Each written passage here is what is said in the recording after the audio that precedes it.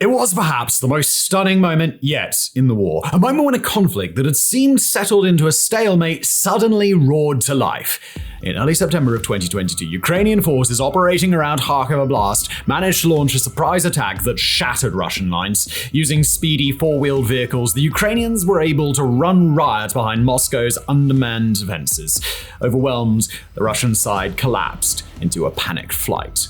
What followed was the fastest territorial change since the opening days of the war. In less than a week, Ukrainian forces liberated over 8,000 square kilometers, and while Russian lines would eventually stabilize not far outside of Kupiansk, the political impact was absolutely enormous. It was thanks to this shock Ukrainian victory that Vladimir Putin was forced to order his unpopular partial mobilization. 17 months later, the 2022 Kharkiv offensive remains one of Kiev's biggest wins. Although territory has changed hands since, most notably at Kherson, Bakhmut, and Avdiivka, it has never again been at such speed or scale, at least until now. As we write this, on February the 28th, it looks like the conditions might all be in place for another Kharkiv-style victory. Only this time, it's not Russian lines that look brittle and ready to snap, but Ukrainian ones. Since Avdiivka fell on February the 17th, Russian forces have been pushing ahead, grinding across the landscape as Ukrainian troops fall back, probing for weaknesses.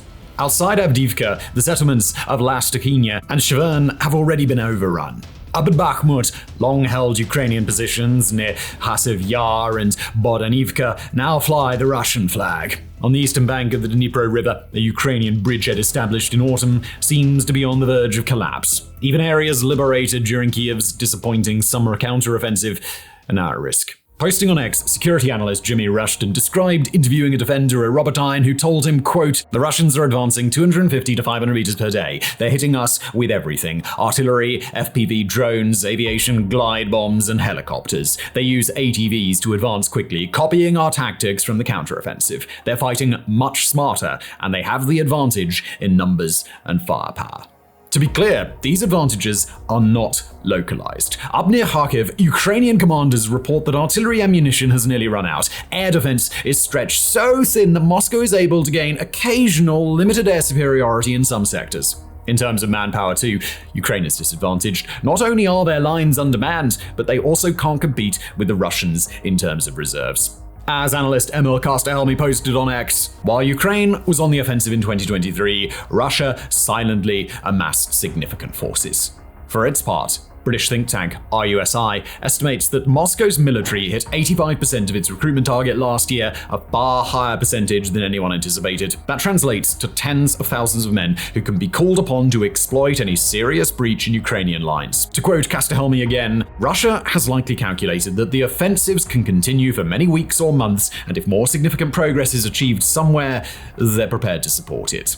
Now, none of this is to say that the Russians will definitely achieve a major breakthrough. Although they appear to be on a roll west of Avdiivka, the Ukrainians do have more defendable terrain that they can fall back to. The Institute for the Study of War highlights water features further west of Avdiivka, particularly the body of water that runs between Berichi, Semenovik, and Olivka. Likewise, we need to remember that launching these attacks carries its own costs. Attackers nearly always suffer higher casualties than defenders, and Moscow in particular treats its men like an expendable resource. Around Avdiivka alone, it's estimated that Russia sustained thousands of casualties. Pro-war mill blogger Andrei Morozov on Telegram put the number at 16,000 irreplaceable human losses, meaning all those killed plus those too badly wounded to ever fight again. Ukraine's figures, by contrast, were closer to 7,000. Necessary equipment was also knocked out of the fight. The UK Ministry of Defence estimated losses of 400 armoured vehicles and tanks, while analyst Michael Kaufman put the number closer to 600 to 700 in a recent podcast. Nor was the massive toll of taking Avdiivka a one-off. Independent Russian outlet Meduza recently published a statistical analysis of combat deaths using data from inheritance records. You can find the full methodology on their website, but the headline finding is that between 66,000 and 88,000 Russian soldiers are now estimated to have died since the war's start. Even at the lower end, that's still higher than total American deaths in Vietnam. In short, the Russian way of fighting this war has become one in which Moscow accepts eye-watering levels of casualties and equipment losses under the assumption that Ukraine has a lower threshold of pain. While this is currently allowing Putin's forces to advance, even some in Russia's defense industry are worried about the toll. As analyst Ruslan Pukov recently warned, Such a strategy, however, is quite costly for the Russian armed forces in terms of losses, which could lead to depletion of its forces. This, in turn, could give the Ukrainian side the initiative once again. Still, while Putin's high-cost tactics may not be sustainable in the long run, they're very effective in the short and medium term.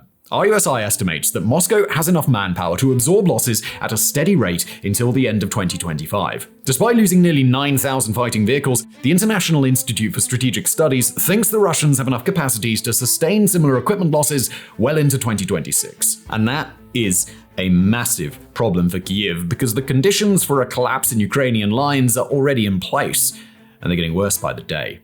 Now, before we get on to analyzing why things are in such a dire state, we first need to clarify what we're talking about when we say Ukraine may be on the verge of a catastrophic defeat in Donbass. To be clear, no one with any expertise is expecting the entire Ukrainian army to disintegrate and Russian tanks to roll into Kyiv. It's just not on the cards. I mean, have you seen how big Ukraine is? It's big. What could very conceivably happen, though, is a defeat like the one Russia suffered during the Kharkiv counteroffensive in 2022, one in which Ukraine rapidly loses a significant chunk of territory in the east or south and simultaneously suffers a crushing psychological blow, a blow that could throw society into chaos and, at worst, cause Western powers to push Kyiv into a negotiated peace that results in surrendering large chunks of land. Not everyone thinks this will happen. Discussing Russian losses, Emil Kastehelmi noted that while the picture was bad for Ukraine, quote, "At this rate, it's extremely unlikely that Russia can occupy even the oblasts it already proclaimed as Russia." Still, we're concerned enough that we're producing this video as a warning bell, especially since there seem to be two major factors that point to brittle Ukrainian lines: lack of fortifications and lack of manpower. So let's start with that lack of fortifications, shall we? One of the main reasons Ukraine's summer offensive was a disappointment was the existence of strong Russian fortifications that have taken months to prepare. Known as Surovikin lines after the commander who ordered their construction, they constituted the largest set of defenses built in Europe since World War II. They were large enough to blunt Ukraine's counterattack and rob it of momentum. Ukraine, by contrast, does not have anything remotely comparable. As Michael Kaufman said on a recent War on the Rocks podcast, Ukraine does not have good secondary lines. It does not have something like the Surovikin lines. There's no reason why this should be the case. Back in November, Ukraine approved the construction of its own defensive lines, but work was slow, and it seems it wasn't undertaken with any urgency. The ISW has quoted military observers calling Ukraine's secondary lines disappointing. On X, a Ukrainian reserves officer who posts under the name Tataric Army echoed the criticism, saying, "When assessing the state of prepared fortifications post-Avdiivka and other key areas that might become front lines this year, disappointing is probably the best description. The defenses are not nearly as good as the ones the Russians have built." This may be why Russian mill bloggers have reported Ukrainian forces being unable to hold their secondary defensive positions near Avdiivka. And it's not just near Avdiivka. In the south, where gains were made over the summer, Kyiv has failed to reinforce its lines or build good defenses. Defenses do of course exist and will undoubtedly chew up Russian troops, but not on the scale needed at this point in time. Especially when you add in Ukraine's other major problem, a lack of manpower. Around the same time approval was given for constructing defensive lines, Ukrainian society began a discussion over the need to mobilize more men. And we'll be honest with you, we're not attuned enough to Ukrainian politics to know all the ins and outs of that debate. All we know is that last autumn, the military leadership flagged the increasingly urgent need to mobilize up to 500,000, and the civilian government did nothing. Yes, unless something major happened since we wrote this, the Ukrainian parliament is still on the second reading of its mobilization bill. Opposition parties are standing against it. Businesses are against it. While it's almost certain to pass in the next month or two, that is about 4 months too late. Ukraine's troops are currently stretched painfully thin. On the front lines, the average age of soldiers is between 40 and 45, and speaking as someone who is depressingly close to 40, doing highly active soldier stuff at this age is way harder than it would have been 20 years ago. Now, there are good reasons why Kyiv has so far opted not to mobilize its young. We explored them in more depth in our recent video on the fall of Avdiivka, but the too long didn't read version is that Ukraine has a deficit of people in their 20s due to a plunge in birth rates in the 1990s. Send them to war now, and you might just hobble the country's economic future. On the other hand, fail to mobilize them now, and it's not clear even if Ukraine has a future. Yet even if the bill passes tomorrow, it will still take time for mobilized men to reach the front. Emil Castellhelmi estimates that it will take a month to get new recruits to training centers, where they will require a minimum of 2 months training and likely more. If the mobilization bill passes in late March, that means fresh troops will realistically reach the front in significant numbers in mid to late summer. This lack of bodies on the front lines was one of the key reasons Russian defenses crumbled around Kharkiv in 2022. Ukraine is now putting itself in a precariously similar position, one that will only get worse the longer mobilization is delayed. Now, to be fair to Kyiv, though, the West also needs to shoulder some of the blame here. As a recent War on the Rocks podcast noted, Ukraine does not have the capacity to train and equip 500,000 mobilized men. It can only do so with Western support and assistance. But with much of that assistance at the time of writing still held up in US Congress, Kyiv runs the risk of taking the massive economic hit of dragging 500,000 young people out of the workforce, only to discover that it doesn't have the backing to even train them. And speaking of the West, there's no way to understand why the current situation is so unfavorable without also understanding the mistakes Western leaders made earlier in the war. Fall of 2022 was a good time to be a pro-Ukraine politician in Europe or America. The Kharkiv counteroffensive had just humiliated Russia. Ukraine had liberated Kherson. While the bloody Battle of Bakhmut was starting to heat up, the atmosphere was so positive that officials were believing that Kyiv could retake Crimea by the summer of 2023. Amid the euphoria, a dangerous complacency set in, a feeling that Russia was destined to lose, so why bother raising tensions now? The trouble was, Russia didn't see it that way. After 2 shock defeats, Putin didn't just mobilize men, he mobilized his country's defense industrial base. He began churning out tanks and drones and artillery shells. Fast forward to today, and Russia is spending somewhere between 6 and 8% of its GDP on its war machine, equivalent to 40% of the entire state budget. Europe and America, by contrast, sat around with their thumbs up their asses. It wasn't until the counteroffensive started going wrong in the summer of 2023 that either realized what Moscow had realized nearly a year earlier, that this was going to be a long war of attrition in which the key to winning would be to put all of your industries on a war footing and try to outlast the enemy. That year of complacency has given Putin a hell of a head start, but not an insurmountable one. Most analysts predict that combined NATO munitions production will overtake Russia in 2025. RUSI sees Moscow's material advantage peaking at the end of 2024 and then sharply declining. But that lack of urgency back in 2022 means that Ukraine now needs to survive the rest of this year on the back foot. And while few think Kyiv will fall if Congress passes the aid bill, the Ukrainians may easily find themselves losing territory.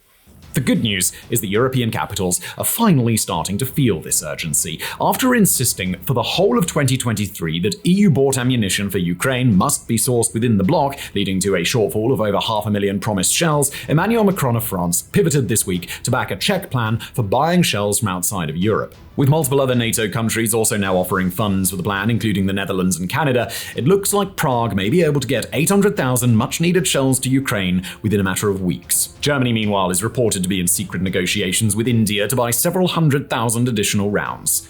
This will at least eliminate one of Ukraine's biggest disadvantages. But critical gaps will still remain. In manpower, yeah, but also in things like air defense, things that likely rely on Congress passing the American aid package. Sadly, Washington doesn't yet seem to feel the same sense of urgency. This Tuesday, House Speaker Mike Johnson again reiterated that he wouldn't allow a vote on Ukraine aid until the problems had been solved at the US southern border. Now, we're going to assume that Speaker Johnson's motives are honest and that he really does think the border situation is a graver crisis than Ukraine. We'll also assume that he probably, deep down, doesn't want Putin to win this war. The trouble is that solving the border issue could take months. While Ukraine will not collapse in that time, decisions taken now will impact how the war plays out later this year, and Johnson is in danger of replicating the complacency that the West foolishly embraced in autumn of 2022. To quote analyst Michael Kaufman again, folks sort of assume that if they don't make hard choices this year, this thing, the war, will sort of solve itself, but that's not a likely outcome. Far more likely, and this is us speaking now, is that we will all be kicking ourselves for not doing something at the beginning of 2024. Kicking ourselves as we watch Russian jets bombing Ukrainian cities to rubble, as the civilian death toll mounts, as a war that the West could have won without losing a single NATO soldier turns into the grinding destruction of an entire European country. Because if the fall of Avdiivka shows us anything, It's that the war is not in a stalemate. If we do nothing, things will not continue across the next year as they did across 2023 with largely static lines. Instead, the Russian advantage will slowly mount until it really is impossible to play catch-up, until the Kremlin's forces are able to inflict a defeat that won't just devastate Ukraine, but will place Europe on the brink of wider war and shatter America's reputation across the globe. So here it is, our warning, our attempt to at least do our part by raising the alarm, our attempt to cut through the complacency that seems to have settled over our politicians. An urgent warning that if we do not act now, then something terrible is likely to happen, an awful future that we can easily avoid. Because never forget that despite what the Putin fanboys online claim, Russian victory is not inevitable. The West has the money, the West has the industrial capacity and the technology to deliver Putin a stinging defeat. We can stabilize Ukrainian lines in 2024 and lay the grounds for a 2025 in which Kyiv again is pressing forwards while Russia retreats. A 2025 that shows the autocrats in Beijing, in Pyongyang, in Tehran that the West stands by its friends and truly believes democracy is something worth fighting for. But this will only be possible if the politicians act today. If those in power in Kyiv, Washington, Brussels, Berlin, Paris, and elsewhere grow the balls to make difficult decisions, to stop hoping that things will be fine or that Putin will halt his army at Ukraine's borders. Because if they do not, then a year from now, or maybe 3 or maybe 5, we may all have a price to pay. A price that history will undoubtedly judge our leaders harshly for.